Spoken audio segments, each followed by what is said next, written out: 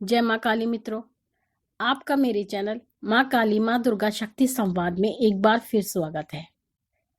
मित्रों, आज का जो विषय है वो ये है कि माँ काली किन रूपों में हमें दिखाई देती है।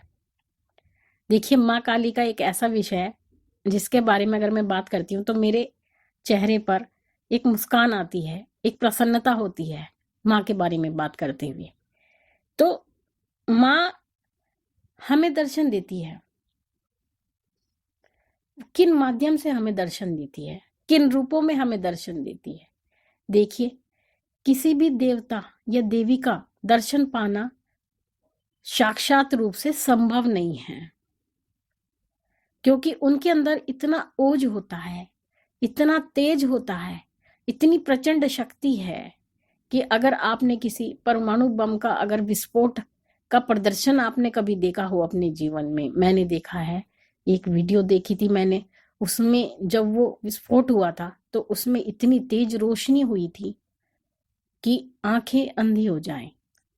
तो वही तेज एक देवता का होता है, एक देवी का होता है। ऐसा ही तेज महाकाली का भी है। उस महारानी में इतना तेज है कि हम उस तेज को सहन नहीं कर सकते, और अगर वो साक्षात रूप से हमारे सामने आ भी गई तो हमारे अंदर इतना सामर्थ्य नहीं है कि हम उस तेज को सहन कर सके। हमारा शरीर खंड खंड हो जाएगा। लेकिन फिर भी माँ हमें कहीं ना कहीं दर्शन जरूर देती है।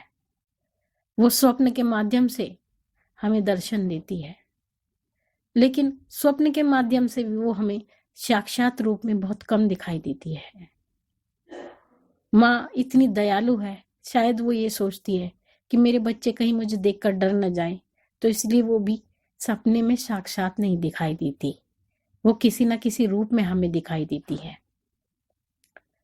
देखिए, माँ काली आपको एक छोटी कन्या के रूप में भी दर्शन देती हैं। अगर आपको स्वप्न में एक छोटी कन्या काले वस्त्र पहने दिखाई दे तो समझ जाना कि वो माँ काली है। एक काली स्त्री के रूप में माँ आपको दर्शन देती है स्वप्न में, और वो जो स्त्री आपको दिखाई देगी उसका जो कद होगा, उसकी लंबाई सामान्य जो नारी होती है उससे ज्यादा होती है। मुझे तो माँ इसी तरह दिखाई देती हैं। जब भी वो मुझे दर्शन देती हैं तो एक बिल्कुल काले रंग की स्त्री होती है, और जिसकी लंबाई लगभग 7 फुट के आसपास होती है। वो सामान्य औरतों से बहुत लंबी होती हैं, बाल उनके खुले हुए होते हैं, रंग बिल्कुल काला। काले वस्त्र तो नहीं मैं कहती, वो काले वस्त्र तो कम धारण किए हुए होती है, वस्त्र तो वो सामान्य धारण किए रहती हैं, लेकिन बाल उनके हमेशा खुले रहते हैं, बीच से मांग निकली रहती है, 2 भागों में बाल उनके विभाजित होते हैं, आंखें थोड़ी बड़ी होती हैं, लेकिन चलती फिरती दिखाई देती हैं, बात करती हुई दिखाई देती हैं।